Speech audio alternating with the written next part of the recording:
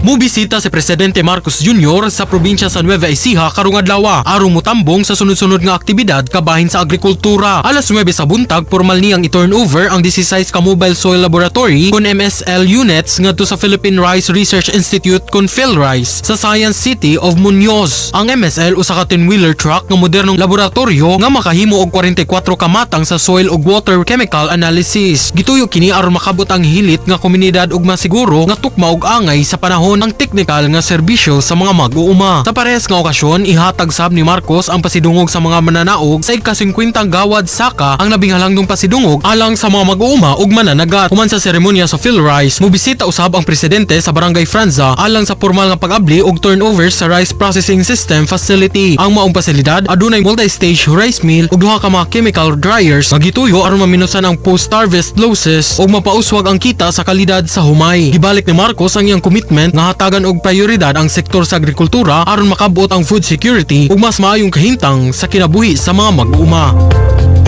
Kini sa Idol Kenny sa 93.9 IFM, di kapugan sa paghatod sa mga nagunang balita. Tatak IFM Balita.